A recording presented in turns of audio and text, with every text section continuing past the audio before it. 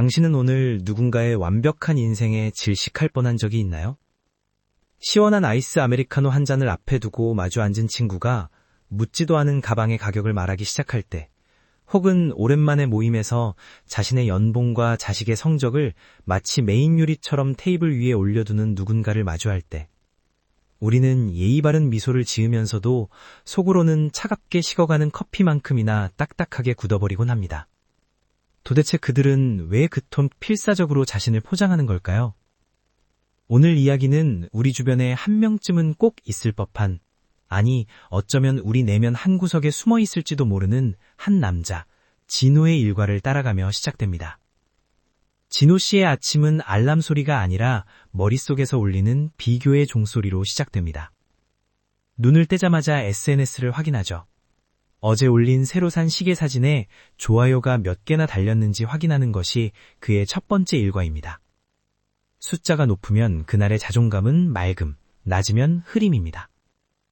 그는 사무실에서도 유명합니다. 점심시간 동료들이 소박한 맛집 이야기를 나누고 있으면 진호 씨는 실며시 끼어듭니다. 아, 거기? 괜찮지.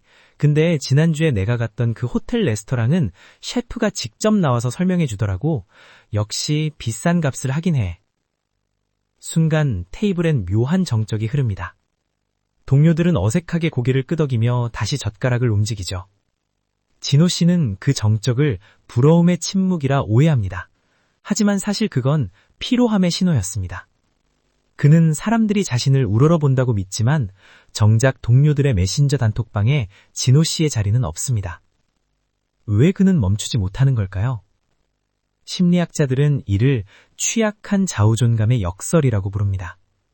진짜 단단한 보석은 스스로 빛을 내지만 도금된 반지는 햇빛을 찾아 끊임없이 각도를 조절해야 하죠. 진호 씨에게 자랑은 생존 전략입니다. 내가 얼마나 대단한지 증명하지 않으면 사람들이 나를 아무것도 아닌 존재로 여길까봐 두려운 겁니다. 하지만 과시는 중독과 같습니다. 어제 칭찬받았던 이야기는 오늘 더 이상 효과가 없습니다. 내일은 더 비싼 것, 더 화려한 인맥, 더 자극적인 성취를 꺼내놓아야 합니다. 진호 씨의 일상은 점점 더 피로해집니다. 남들에게 보여줄 사진 한 장을 위해 원하지도 않는 코스 요리를 먹고 대출 이자를 감당하며 고급 차를 유지합니다. 정작 그 차를 타고 그가 향하는 곳은 누구에게도 속마음을 털어놓을 수 없는 차가운 집뿐인데 말이죠. 위기는 뜻하지 않은 곳에서 찾아왔습니다. 진호 씨가 공들여 쌓아온 완벽한 성벽에 균열이 가기 시작한 겁니다. 회사 실적이 떨어지고 믿었던 투자마저 실패하며 경제적 위기가 닥쳤습니다. 평소라면 별거 아니야, 금방 복구해 라고 허세를 부렸겠지만 이번엔 달랐습니다. SNS에는 여전히 화려한 사진을 올렸지만 댓글엔 예전만큼의 열광이 없었습니다. 사람들은 이미 그의 일방적인 자랑에 지쳐 떠나고 있었죠. 가장 결정적인 순간은 고등학교 동창회였습니다. 예전처럼 은근슬쩍 자신의 선곡을 늘어놓으려는데 한 친구가 조용히 말을 건넸습니다. 진호야, 근데 너 요즘 진짜 행복해 보여서 하는 말인데 그냥 힘들면 힘들다고 말해도 돼. 우리 사이에 뭐 어때? 그 한마디에 진호 씨는 얼어붙였습니다. 화를 내야 할지 웃어야 할지 알 수 없었습니다. 자신의 화려한 갑옷 아래 숨겨진 초라한 맨살을 들킨 기분이었죠. 그는 서둘러 자리를 피했습니다. 밤새 잠을 이룰 수 없었습니다. 내가 왜 이러고 살고 있지? 라는 질문이 차가운 어둠 속에서 그를 덮쳤습니다. 절정의 순간은 예기치 않은 정적 속에서 찾아왔습니다. 며칠 뒤 진호 씨는 동네 작은 공원 벤치에 멍하니 앉아 있었습니다. 화려한 옷도 비싼 시계도 차지 않은 채였죠.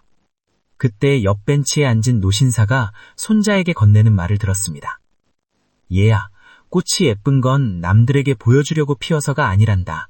그냥 제때가 되어 피어난 것뿐이지. 누가 보든 안 보든 꽃은 꽃이야. 그 사소한 문장이 진호 씨의 가슴을 후벼 팠습니다. 진호 씨는 평생 타인의 눈이라는 거울 속에서만 살았습니다. 거울이 없으면 자신이 존재하는지조차 확신하지 못했던 겁니다. 그는 그제서야 깨달았습니다. 자신이 그토록 자랑을 늘어놓았던 이유는 타인을 이기기 위해서가 아니라 사실 나 여기 살아있으니 제발 나를 좀 사랑해달라는 처절한 비명이었다는 것을요. 심리학에서는 이를 자기애적 공급이라고 부릅니다. 타인의 감탄을 먹고 살아야만 유지되는 가짜 자아. 진호 씨는 이제 그 지독한 허기를 멈추기로 했습니다. 이제 진호 씨의 일상은 조금 달라졌습니다. 여전히 그는 좋은 것을 좋아하고 성취를 즐깁니다. 하지만 이제는 그것을 SNS에 올리기 전에 먼저 스스로에게 묻습니다. 이게 정말 나를 행복하게 하나 아니면 남들에게 행복해 보이고 싶은 건가? 동료들과의 점심시간에도 변화가 생겼습니다. 이제 그는 자신의 호텔 식사 이야기 대신 동료의 소박한 고민에 귀를 기울입니다. 그랬군요. 정말 힘들었겠네요. 라는 짧은 공감이 100마디의 자기 자랑보다 더 깊은 유대감을 만든다는 사실을 알게 된 거죠. 놀라운 건 그가 자랑을 멈추자 오히려 사람들이 다가오기 시작했다는 점입니다. 완벽해 보였던 사람의 빈틈을 발견했을 때 비로소 사람들은 그 틈 사이로 우정의 씨앗을 심습니다.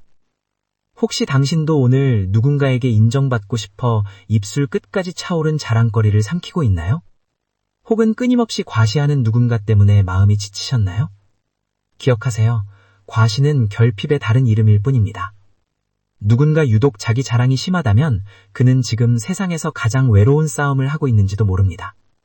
그리고 만약 당신이 그 주인공이라면 이제 그 무거운 갑옷을 내려놓아도 괜찮습니다. 당신은 무언가를 증명하지 않아도 그 자체로 충분히 존재할 가치가 있는 사람입니다. 타인의 부러움 섞인 시선보다 당신 자신의 평온한 숨소리에 더 집중하는 오늘이 되길 바랍니다. 진정한 자존감은 타인의 박수소리가 잦아든 뒤 혼자 남은 방 안에서도 여전히 나를 사랑할 수 있는 마음에서 시작되니까요. 당신의 오늘은 누구의 눈이 아닌 당신의 마음으로 가득 차 있기를 응원합니다. 오늘 내용이 공감되셨다면 구독과 좋아요로 응원해 주시고 여러분이 겪었던 경험을 댓글로 남겨주세요. 댓글을 쓰는 것만으로도 여러분의 삶은 점점 나아질 겁니다. 지금까지 가면 뒤의 심리학이었습니다.